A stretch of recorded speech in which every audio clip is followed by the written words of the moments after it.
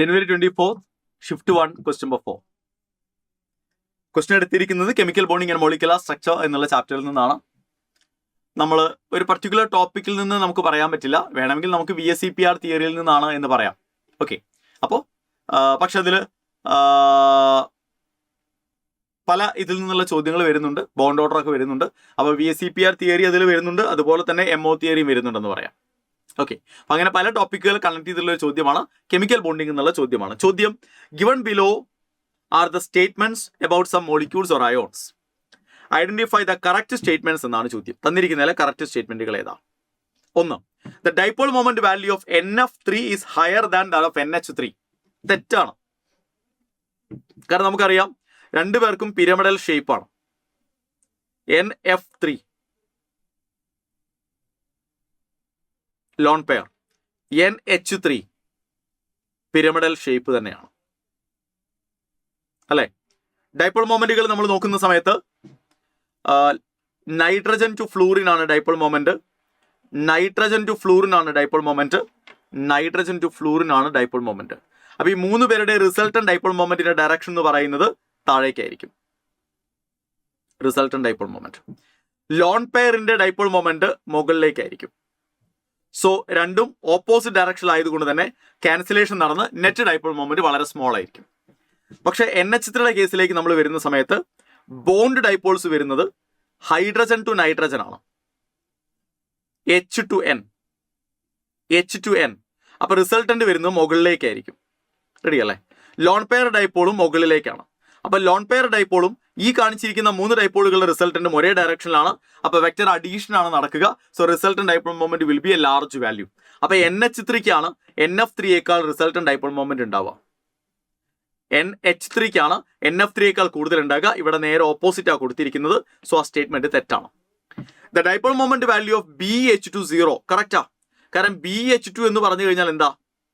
BE beryllium H2 linear shape ആണ്, ശരിയല്ലേ? So രണ്ടുപേരുടെയും രണ്ട് ബോണ്ടുകളുടെയും ഡൈപോൾ മൊമെന്റുകൾ എന്ന് പറയുന്നത് എങ്ങനെയായിരിക്കും? ഈക്വൽ ആൻഡ് ഓപ്പോസിറ്റ് ആയിരിക്കും. Therefore the net dipole moment will be 0. ശരിയാണ് ആ statement. The bond order of O2 2- and F2 is same. ശരിയായിരിക്കും. കാരണം O2 2- എത്ര ഇലക്ട്രോൺസ് ഉണ്ട്? O2 2- O2 16 ഇലക്ട്രോൺസ് ആണ്. O2 2- 18 ഇലക്ട്രോൺസ് ആയി. O2 2- 18 ഇലക്ട്രോൺസ് ആണ്. F2 എന്ന് പറയുന്നതിലും 80 ഇലക്ട്രോൺസ് ആണ്. സോ ഒരേ നമ്പർ ഓഫ് ഇലക്ട്രോൺസ് ആണെങ്കിൽ ബോണ്ട് ഓർഡർ എന്തായിരിക്കണം? സെയിം ആയിരിക്കണം.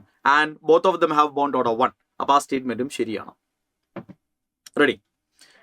The formal charge on the central oxygen atom of ozone is -1. ഓസോണിന്റെ സെൻട്രൽ ഓക്സിജന് മുകളിലുള്ള ഫോർമൽ ചാർജ് -1 ആണ്. ആണോ? ഓസോൺ ഇതാണ് ഓസോൺ.